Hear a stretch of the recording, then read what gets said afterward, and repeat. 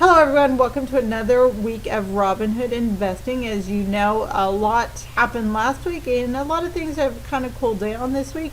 Robinhood has put in a few trade restrictions and things like that.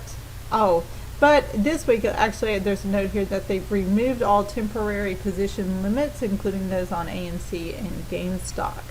So just kind of looking here, I did want to start with Dogecoin today because I just want to let you know, I started with my portfolio. It's at 428.65.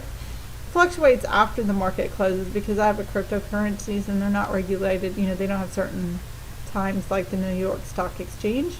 So it'll just go up pennies here and there while we're talking. But anyways, you will notice here that I no longer have Dogecoin.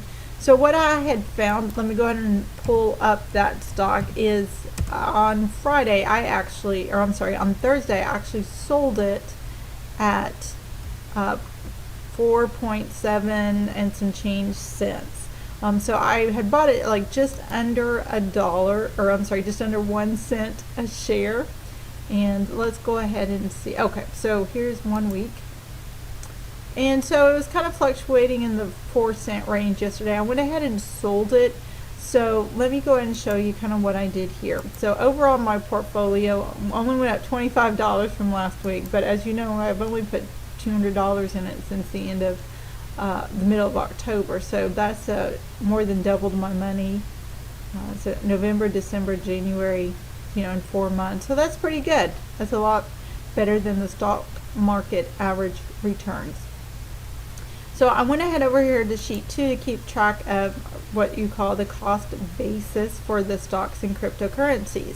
And I talked about this on an earlier video, but the reason why I'm doing this is because if you trade your stocks and you hold them less than 1 year, you will be taxed at your ordinary income rate. That basically means your tax bracket with the IRS when you go to file your taxes on April 15th. So you need to know kind of what category you're in. I'm in the 22% range here. So I went ahead and calculated the stocks because here's what we started with. So we had a cost basis of 25 initially, and I had to go back and fill some of this information in, so I'm missing some pieces, but I have everything that I need. So I have the date purchased, the quantity of shares. The cost basis is just the starting price. That's how much I have paid into it. So then when I go to sell it, I can determine if it's a gain or a loss.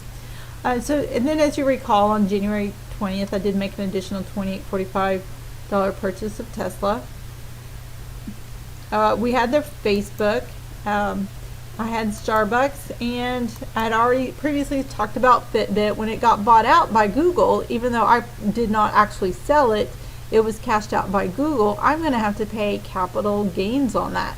Luckily, I bought $25 worth of the company, and it was sold at $26.38, which then means it's a $1.38 gain, and at a 22-cent tax rate, it's 30 cents.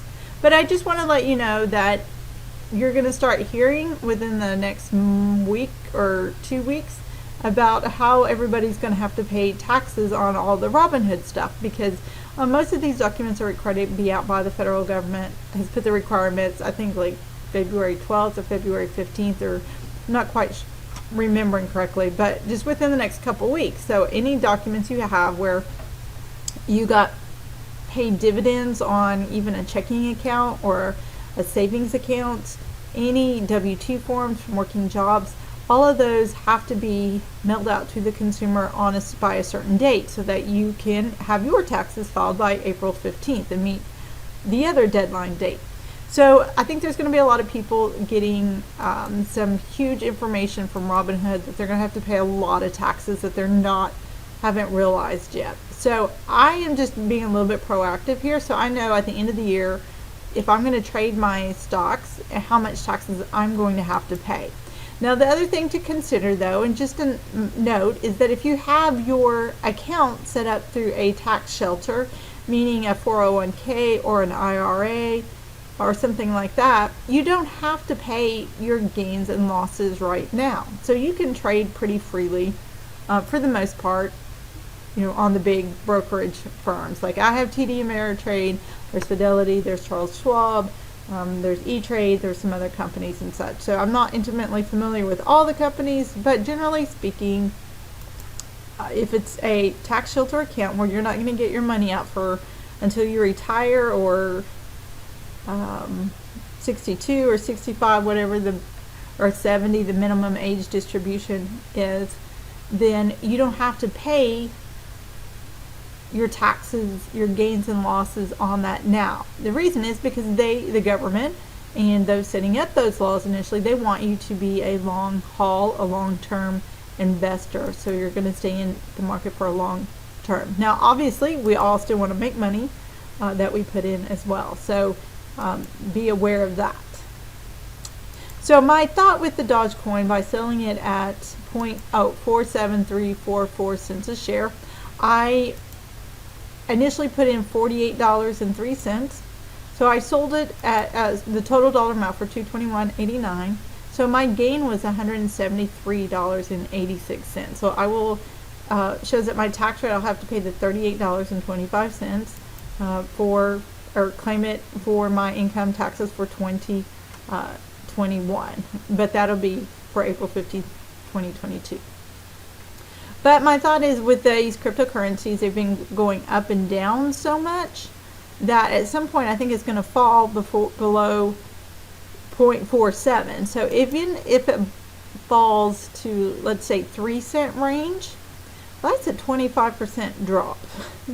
And so that means I can take all this $221.89 and buy a lot more stock, right? Because here I had 4,687 shares, but if it drops below this 44.7 cents, then I can buy more shares because I'm betting that it's just going to go up in the future.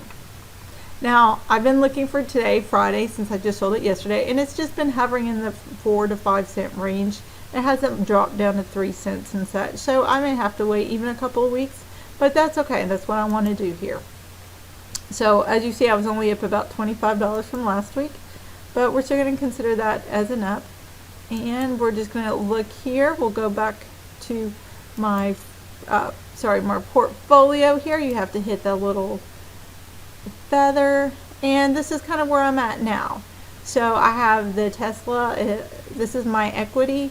Facebook, it's $23.68. It has been hanging just under $25 since I bought it 3 months ago. So I may eventually sell it or start looking for a replacement stock, because it's not doing anything with my money. It's not going up, or it's just kind of going down. It hasn't lost a lot, so now would be a good time for me to sell it and invest it in something else that's moving up.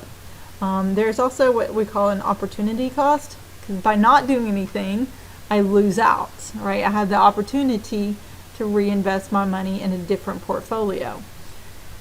Starbucks is inching up, and this Activa stock is inching up as well. And Ethereum, I had bought an even $50 of that a couple weeks ago when I bought the Dogecoin. So it's moving up slowly, and so that's going to leave me at a 428.36. It does make it a little bit interesting when you have these cryptocurrencies, because they're constantly going up and down. If you want to look, this is what my portfolio did all week. So last week it was in the 368. On the 29th, January 29th, it's gone up, and then it slowly crept up, and then I guess the high was at 454. So now we're kind of, and you can tell obviously I sold the stock because it's not jumping up and down. A lot of this movement was due to Dogecoin. Alright, so you can see that is kind of flattened out as well. Alright guys, if you have any questions, feel free to contact me, and hopefully I can help you out. And if there's any specific questions you need answered and I can help you with that, I will do that as well. Happy investing!